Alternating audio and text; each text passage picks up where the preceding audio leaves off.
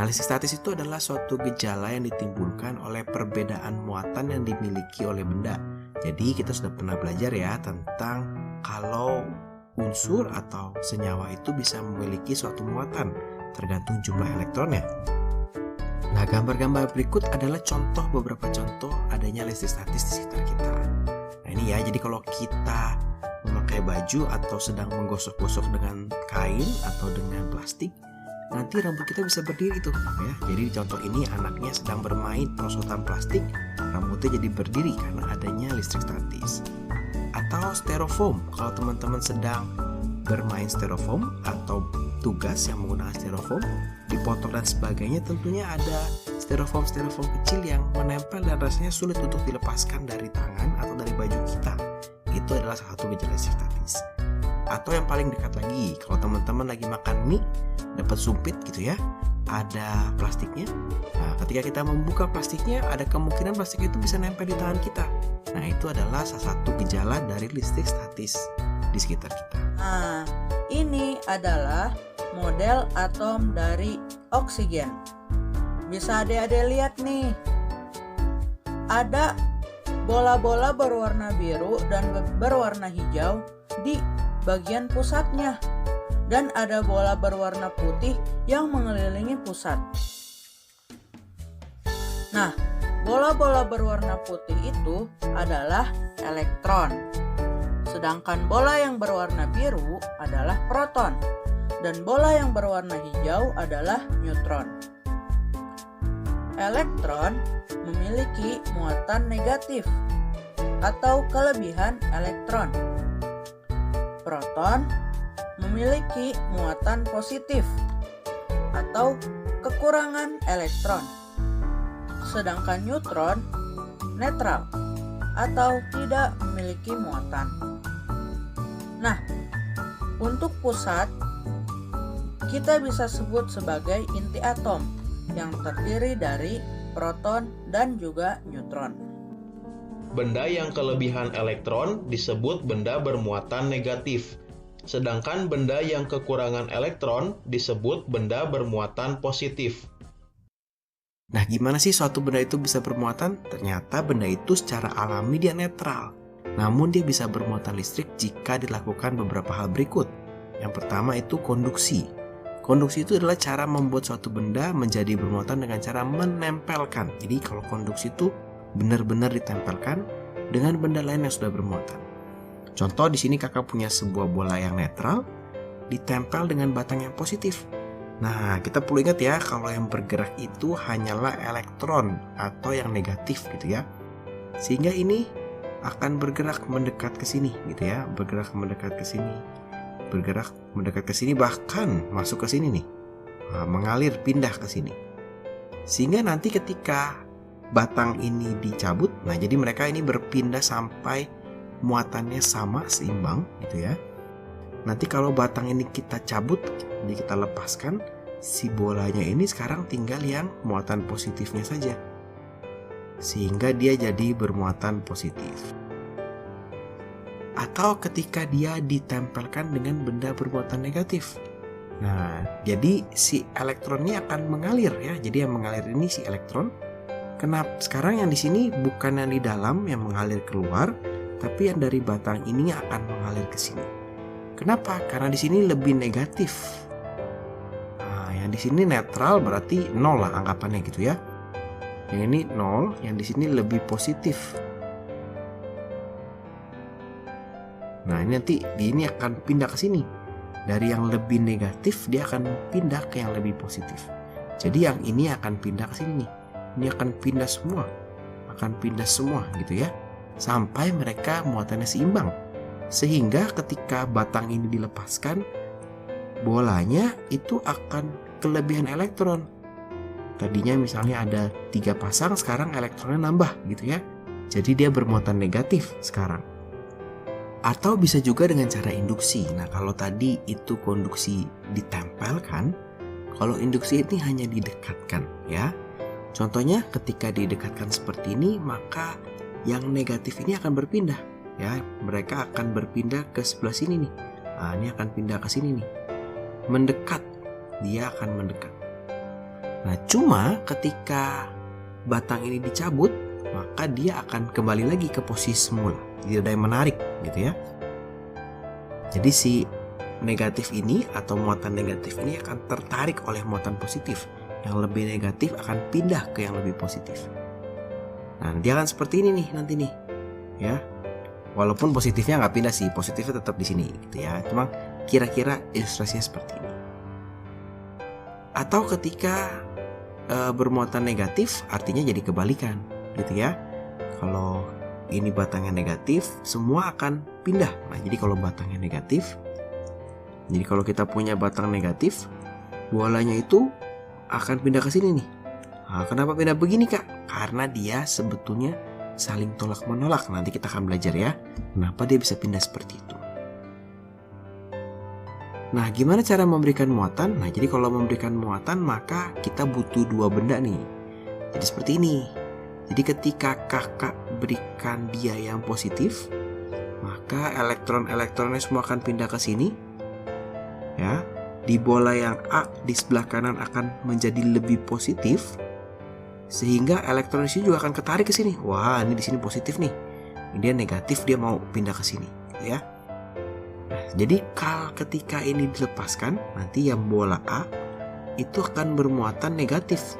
Karena dia sudah punya negatif tapi dapat negatif lagi ya. Nah, dia akan bermuatan negatif, lebih negatif dari sebelumnya. Dan yang B, karena muatan negatifnya pindah ke bola A, ini bola B, dia akan menjadi positif karena kekurangan muatan negatif. Nah, itu cara dengan induksi. Nah, cara yang paling lazim atau yang sering kita lakukan adalah dengan cara menggosok gitu ya. Jadi setiap benda itu ternyata punya kemampuan untuk melepas elektron ya, ada juga kemampuan untuk menangkap elektron. Dan kemampuan ini berbeda-beda. Kita punya nama yang namanya deret triboelektrik. Jadi yang kita lihat di sini ya. Nah, ini dari sini ke sini. Kemudian lanjut ke sini. Yang paling atas ini adalah sukar memberi elektron. Yang paling sini yaitu adalah yang paling mudah memberikan elektron. Nah, jadi tadi ketika kita belajar tentang memberikan muatan, ingat yang berpindah hanya elektron atau muatan negatifnya. Nah, jadi kalau di sini misalnya tangan kita digosok-gosokkan dengan styrofoam, nanti elektron dari tangan akan pindah ke styrofoam. Nah, elektronnya akan pindah nih.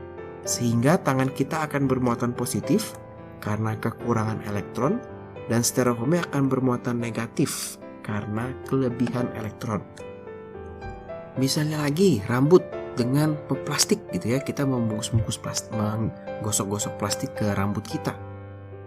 Maka rambut akan memberikan elektron sehingga dia akan bermuatan positif karena ada kekurangan elektron, dan plastik akan bermuatan negatif karena dia kelebihan elektron. Jadi gitu ya. Jadi dia yang berpindah adalah elektronnya. Nah, tapi yang sering muncul di soal nanti seperti ini. Jadi kita akan sering muncul plastik digosok dengan wool. Plastiknya akan bermuatan negatif dan woolnya bermuatan positif. Sesuai di sini ya. Plastik digosok dengan wool. Nah, berarti nanti woolnya positif, plastiknya negatif. Kemudian ebonit dengan kain wool, nanti ebonitnya negatif, woolnya positif. Kaca dengan kain sutra, nanti kacanya positif, kain sutranya negatif. Kalau sisir itu plastik sebetulnya ya, plastik digosok dengan rambut, nanti plastiknya bermuatan negatif dan rambutnya bermuatan positif. Nanti soalnya seperti apa Kak? Nah, sebelum soal kakak ini dulu nih. Nah, jadi dua buah benda yang saling bermuatan ini punya interaksi, tergantung dari jenis muatannya. Kalau muatannya berbeda, satu plus satu minus, dia akan saling tarik-menarik ya. Cowok dan cewek tentunya saling tertarik gitu ya. Tapi kalau muatan kedua benda sama, ya cowok sama cowok, ya sebagai teman aja gitu, tidak tertarik dengan maksud lebih gitu ya. Cara menghafalnya gitu. Jadi kalau bendanya sama, dia nggak mau tolak-menolak. Kalau berbeda, dia mau, dia tarik-menarik ya. Nah, inilah yang tadi kakak pakai prinsipnya dalam menjelaskan yang ini nih. Mana tadi ya? Nah, jadi ketika ada muatan negatif di sini akan pindah ke sebelah sini. Nah, lari dia. Di sini ada positif. Wah, yang negatifnya akan ke sebelah sini, mendekat gitu ya. si positif yang lain akan tetap nih, si negatif yang ini akan lari mendekat ke si positif. Nah, jadi ini adalah prinsip dari cara membuat benda menjadi bermuatan. Nah, contoh soalnya adalah seperti ini. Jadi biasanya soal-soalnya tentang pertanyaan yang gosok-gosok. Plastik digosok dengan kain wool akan bermuatan negatif. Pernyataan yang benar apa? Gitu ya. Maka yang kita lihat adalah elektron yang berpindah. Karena woolnya bermuatan negatif, maka wool kelebihan, berarti dia menerima. Berarti elektron dari plastik pindah ke wool. Jawaban yang benar adalah yang D. Jika kaca digosok dengan kain sutra, yang terjadi apa? Nah, tadi kita lihat di sini ya. Kaca dengan kain sutra, kaca bermuatan positif, kain sutra bermuatan negatif. Berarti kaca bermuatan positif. Nah, berarti ini di sini nggak ada ya kaca bermuatan positif ya. Kita harus dulu nih, kaca menjadi positif, sutra menjadi negatif. Yang A dan B sudah pasti salah ya, karena kebalik. Yang C juga pasti salah nih, karena proton tidak berpindah. Yang berpindah adalah elektron. Elektron dari kaca pindah ke kain sutra nih. Ya, sehingga kacanya kekurangan elektron sehingga dia positif, dan sutranya kelebihan elektron sehingga dia negatif. Maka yang benar adalah yang D.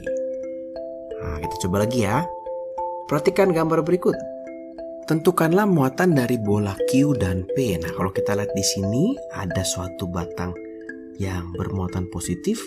Bola Q dia menjauh, bola P dia mendekat. Kita ingat ya, kalau dia saling tolak atau menjauh itu artinya dia muatannya sama. Berarti ini positif. Yang saling tertarik itu adalah yang muatannya beda. Berarti ini negatif.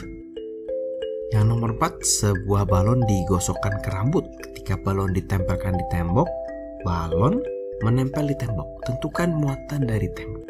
Nah, jadi balon digosok ke rambut. Ya, coba kita lihat dengan deret triboelektriknya.